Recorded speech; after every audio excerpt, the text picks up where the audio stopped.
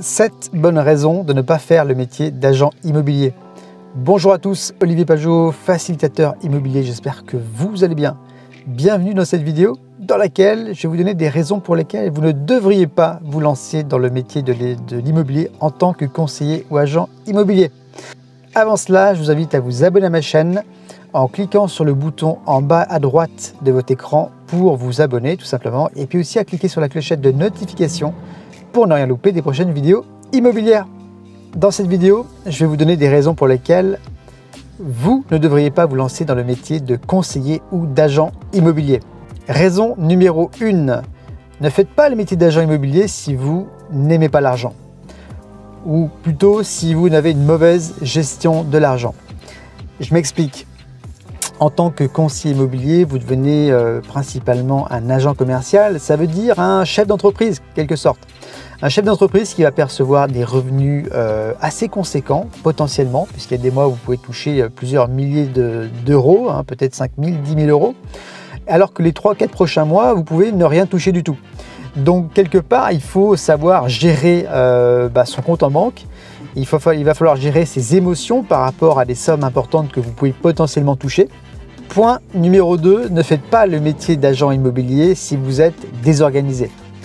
Alors en effet, pour moi c'est un point absolument majeur. La gestion du temps, c'est peut-être un des points les plus importants dans ce métier. On sait tous que le temps, c'est ce qu'il y a pour nous de plus important. Et donc, vous allez être sollicité dans ce métier par plein de personnes, que ce soit des vendeurs, mais aussi des acquéreurs, des diagnostiqueurs, des notaires, des courtiers, des entrepreneurs, des artisans, voilà. Donc, il y a beaucoup de gens avec lesquels vous aurez des interactions. Et si vous n'êtes pas capable de gérer votre emploi du temps, eh bien, c'est l'emploi du temps, c'est votre agenda qui va s'occuper de vous et vous risquez de perdre beaucoup d'énergie. Donc, soyez extrêmement organisé. Et il y a cette fameuse notion de 20-80, la loi de Pareto, c'est-à-dire qu'il faudra essayer de déceler les 20% d'activité qui vont vous générer derrière le maximum de chiffre d'affaires. Point numéro 3, ne faites pas ce métier de conseiller immobilier si vous n'avez pas une bonne dose d'empathie. Intéressez-vous à la vie des gens, à leurs projets. Comment sont-ils arrivés là où ils en sont aujourd'hui? Quel est leur projet immobilier pour le futur? En quoi est-ce que vous allez pouvoir les accompagner, les aider à atteindre ce projet de manière successful, comme on dit, enfin voilà, avec succès. Si vous ne pensez qu'à votre commission d'agence, ça va se voir comme le nez au milieu de la figure. Vous ne serez pas bon et vous n'allez pas faire long feu dans ce métier. Voilà. Donc intéressez-vous aux gens de manière vraiment sincère et en quelque part désintéressée. 4e point, ne faites pas le métier de conseiller immobilier ou d'agent immobilier si vous n'avez pas une passion ou en tout cas un intérêt fort pour le secteur de l'immobilier. Alors, on n'est pas forcément obligé d'avoir une passion incroyable pour un métier pour bien en vivre, pas du tout. Mais quand même, c'est un métier qu'il faut embrasser en quelque sorte.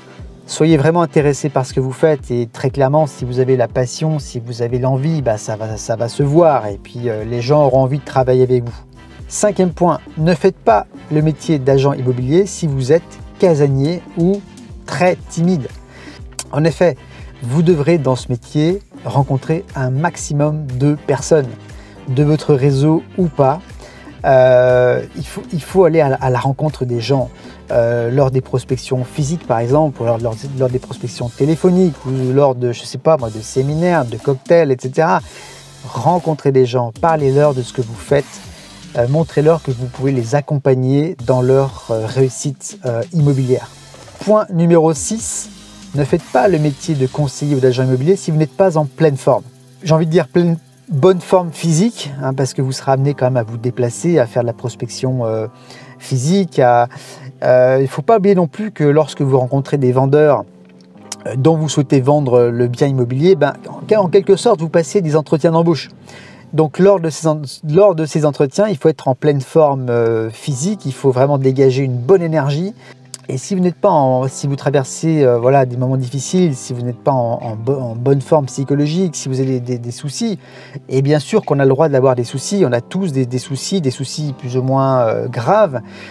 Mais c'est vrai que quand on a des soucis, on aura du mal à être, ça va se sentir au niveau des clients.